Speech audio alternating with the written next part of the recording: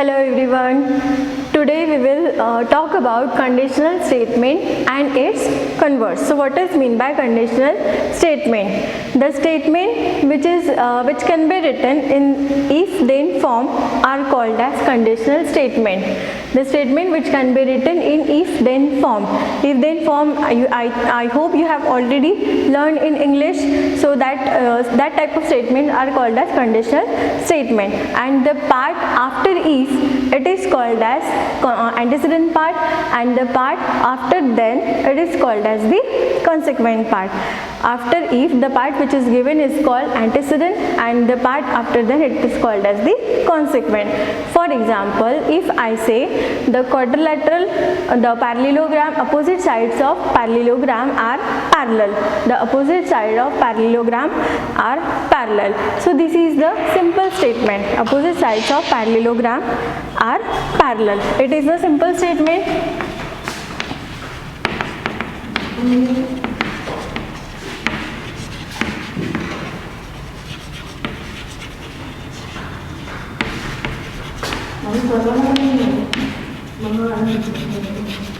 Now how to write it in if-then form? If we have to write it in conditional form or if-then form, it is called. So how you will write it? If a quadrilateral is a parallelogram,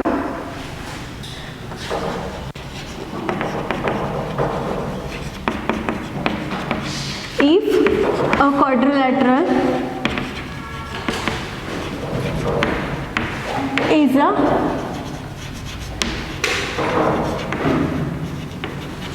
parallelogram, no need to give here then no need to give here comma, then its opposite sides are parallel. What it is? If a quadrilateral is a parallelogram, then its opposite sides are parallel. In this way, we can write a simple statement into conditional form. Okay. If second conditional example is that if a quadrilateral is a rhombus, then its diagonals of perpendicular bisectors of each other. What is the second example of conditional form? If a quadrilateral is rhombus, then its diagonals are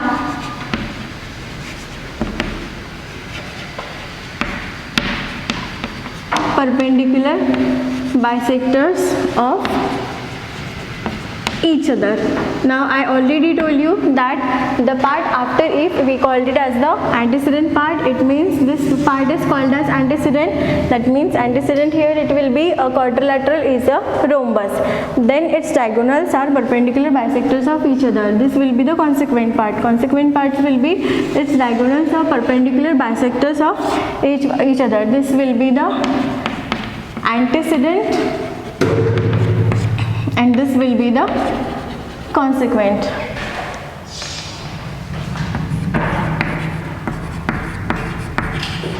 This will be the consequent. Antecedent will be a quadrilateral is a rhombus, and consequent will be its diagonals are perpendicular bisectors of each other. And here also same thing, a quadrilateral is a parallelogram. This will be antecedent, and its opposite sides are parallel. This will be consequent. Now let's talk about the converse. Let's talk about the converse. Means just opposite sentence.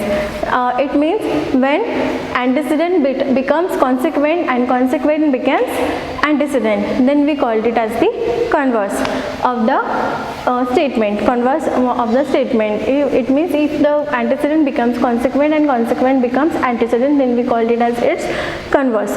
Now it is also said to be necessary that every statement doesn't follow its converse. Every statement doesn't follow its converse. If it means, if this is the conditional statement, if a quadrilateral is a parallelogram, then its opposite sides are parallel.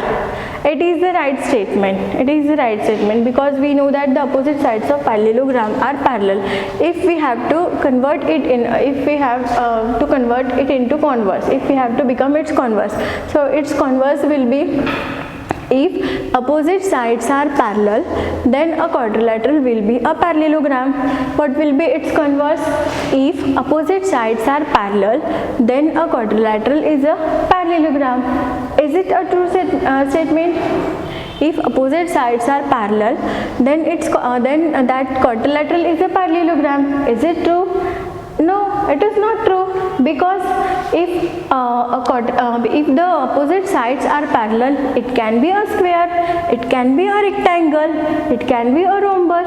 It is not necessary that it should be a parallelogram only. So this statement doesn't follow the converse. This statement doesn't follow the converse. Now let's talk about this statement. What is this statement? The conditional form is, if a quadrilateral is a rhombus, then its diagonals are perpendicular bisectors of each other. Okay. Its diagonals are perpendicular bisectors of each other. If we make the converse of this statement, then what it will be? If the diagonals are perpendicular bisectors of each other, then a quadrilateral is a rhombus.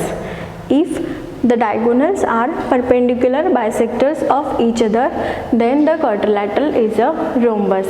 Yes, it is true. It means in that statement converse follows, and in this statement converse does not follow. Okay, have you got the difference between some statements follows the converse, some statement doesn't follow the converse? You have to make it in conditional form. It means you should complete its meaning also. It is not only that you have to write if and then. It is not that it should follow its meaning also. Okay, after this we will see the difference between the postulates, theorems and proof. We will see what is the meaning of postulates. What is the meaning of postulate? The geometrical statements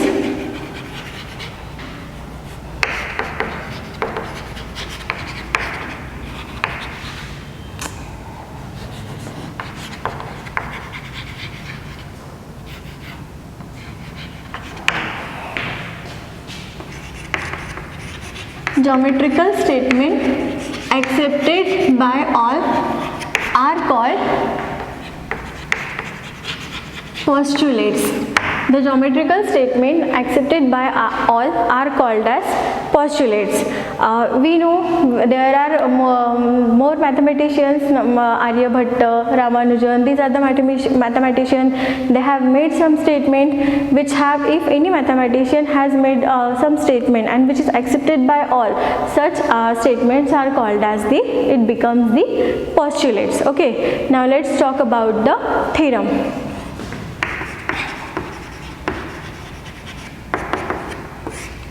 The property which can be logically proved. The properties which can be logically proved becomes the theorem.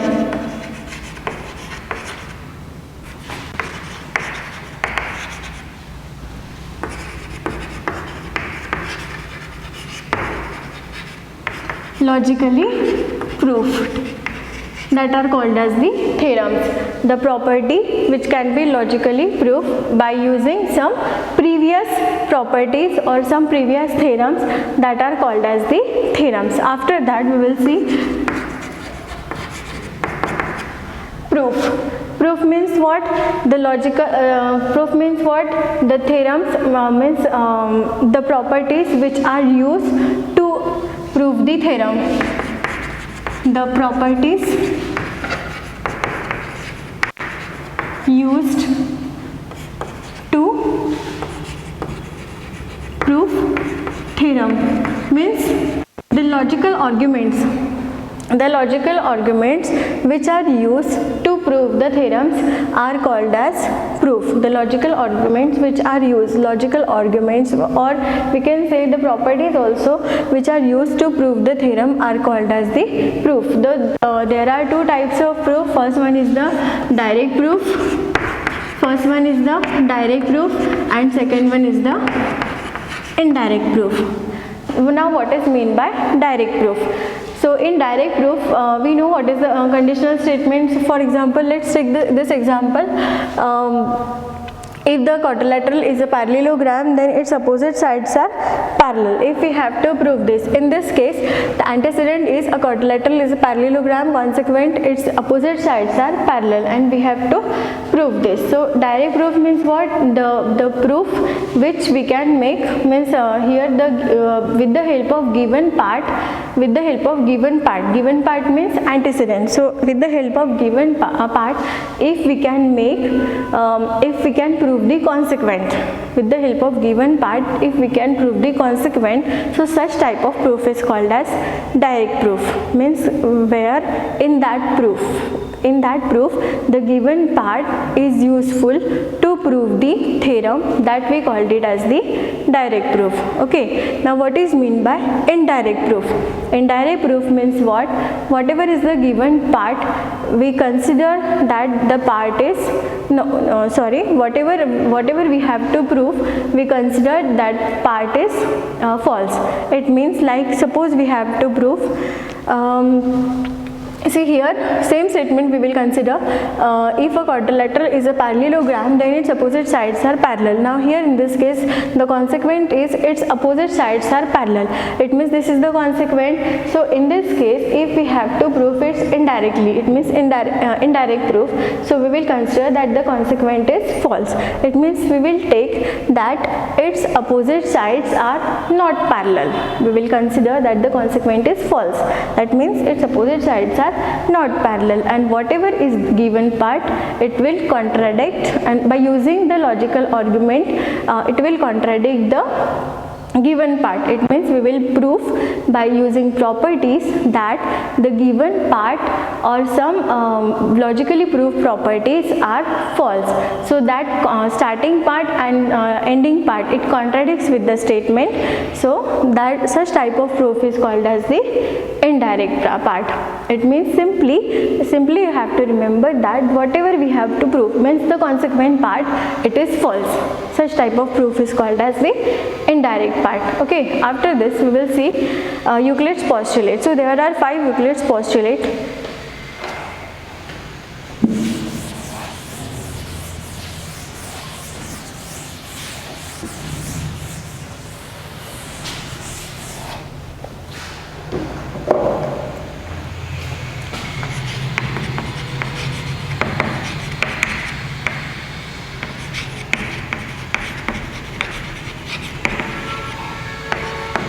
There are 5 Euclid's postulate. First postulate that there are infinite number of lines can be passed through a single point.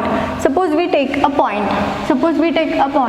Let this point is A. First Euclid postulate is infinite number of lines can be passed through a point. So if I draw this line, so it can be passed through point A. We can draw this line also. It can be like this also.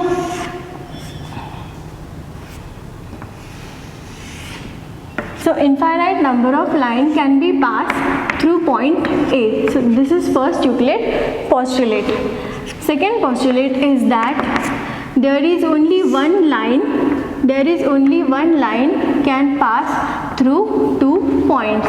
If 2 points are there, like suppose first point is P and second point is Q. So there is only one line can pass through 2 points. If we try to pass other line, so it will pass either point P only or it will pass from point Q only, but that line will not pass PQ from both the points. It means only one line will pass through 2 points, 2 distinct points.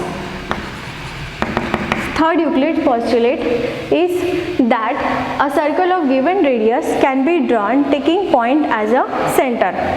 A circle of given radius can be drawn taking any point as its center. Suppose we take a point. Suppose we take any point and we take any radius.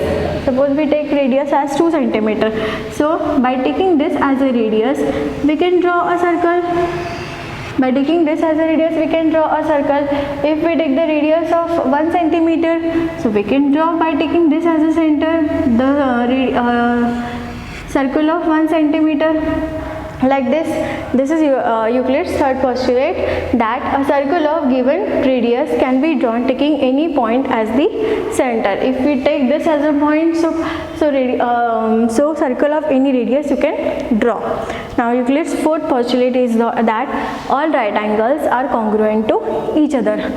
Fourth postulate is that all right angles are congruent to each other. If we draw right angles, like we have already learned perpendicularity of line or line segment. So suppose these are the lines AB and CD, and let this line AB and CD intersect and point at point P. So it intersect at point P and it makes right angles. It makes 4 right angles. And we know the measurement of right angles, that is 90 degree. So we know angle APD is equals to 90 degree. Angle APC, it is equals to 90 degree. Angle DPB equals to 90 degree. Angle CPB also equals to 90 degree. Comparing all the 4 angles, we can say that angle APD equals to, means congruent to angle APC is congruent to angle DPB is congruent to angle CPB. So from this we can say that all right angles are congruent to each other. The next postulate is that if 2 interior angles form on one side of a transversal of 2 lines add up to less than 2 right angles, then the lines produced in that direction intersect each other. If what is given, if 2 interior angles. So how interior angles makes?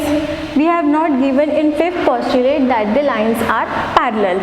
We have only given that 2 interior angles, if 2 interior angles, sum of 2 interior angles is less than 180 degree. Suppose this is line AB, line CD, and this is, we will consider it as PQ, and these are the 2 interior angles. Okay, like this point is X and take L, this point is L and this point is M, and these are the angles, angle X and angle Y. Again let's read the Euclid's fifth postulate, if 2 interior angles. Now what are the interior angles here? Interior angle means what? Now these are 2 lines, and line PQ is the transversal. Because of this transversal, the angles made on one side, it means angle X and Y are the interior angles, or these two angles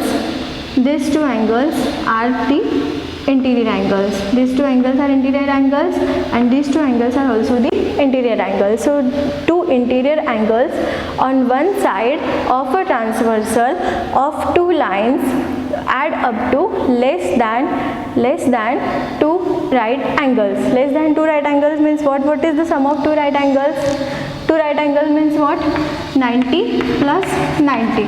It is equals to 180 degree. It means what is the antecedent part given here? If angle X plus angle Y is less than 180 degree, if angle X plus angle Y less than 180 degree, then that 2 lines will intersect each other at any point. It means if we extend these lines, it will intersect at any point.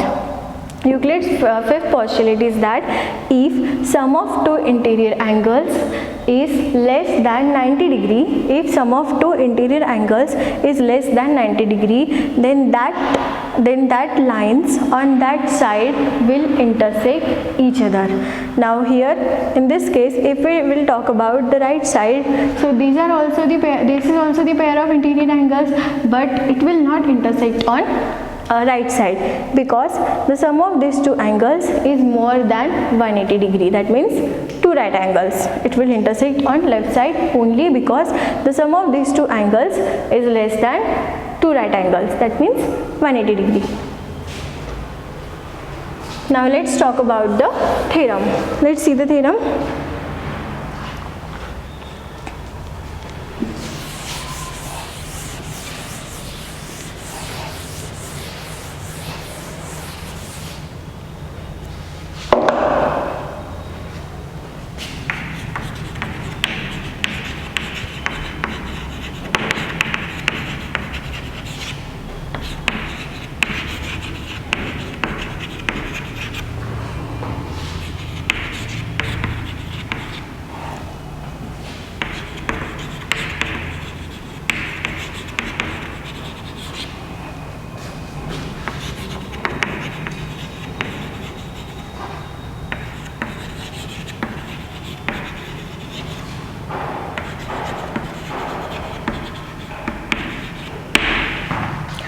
The theorem is the opposite angles formed by two intersecting lines are of equal measure.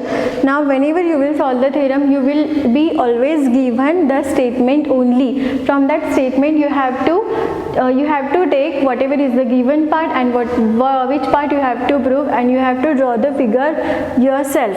Okay, so this you have to do. What is the given part here?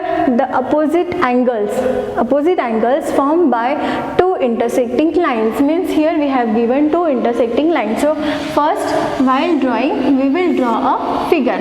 Two intersecting lines, we have not given any name in statement, so we'll consider the two lines are A, B, and here it is C, D. So two intersecting lines are AB and CD are of equal measure. It means we have to prove that the opposite angles are of equal measure. One more thing you have to remember, whenever you have to prove anything, it is better to write given and to prove part, because if you will write given and to prove part, you will get clue how to do it or which property you have to use to prove. What is given part? Two intersecting lines. It means AB lines, it is given. So line AB and line PQ, CD. It is given here CD. We have taken CD, line AB and line CD intersect at point O. Let's we take this point as O, such that A dash, O dash, B, it means O and B are collinear, and C dash, O dash, D. Now what we have to prove? To prove that opposite angles are of equal measure. Now which are the opposite angle? You should also know this. So these two are the pairs of opposite angle and these two are the pairs of opposite angle. It means we have to prove angle AOD is congruent to angle BOC, and secondly angle BOD is congruent to angle AOC.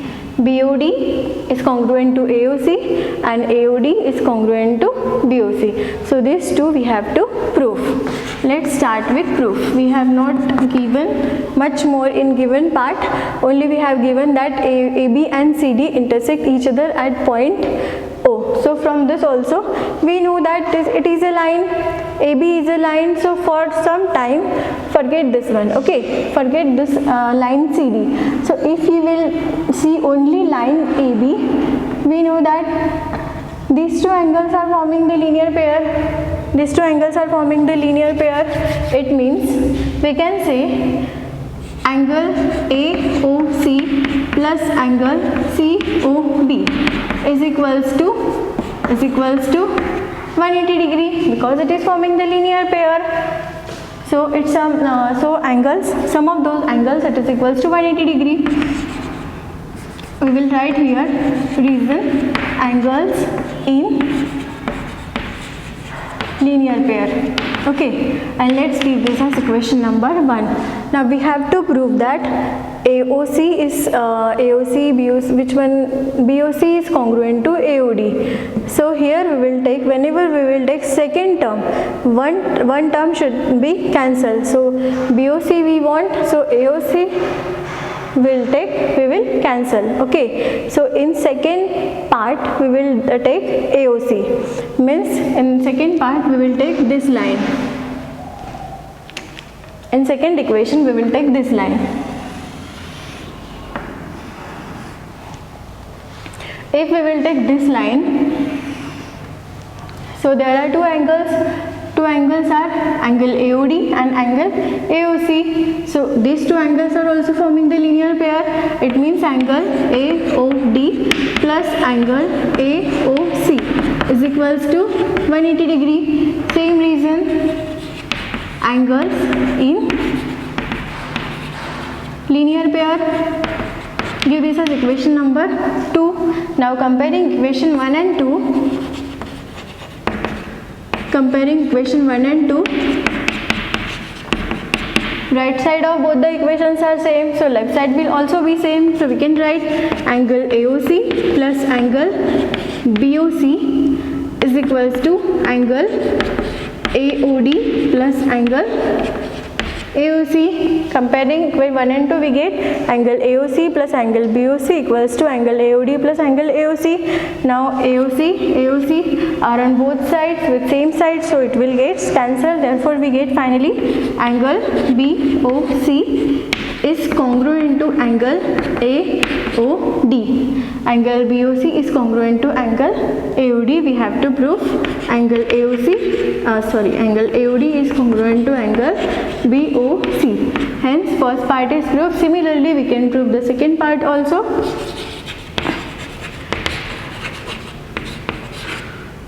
We can prove angle BOD congruent to angle AOC by taking the same, only the angles will be different. Similarly we can prove angle BOD is congruent to angle BOC. I hope you understand whatever we have seen today in this part. Thank you.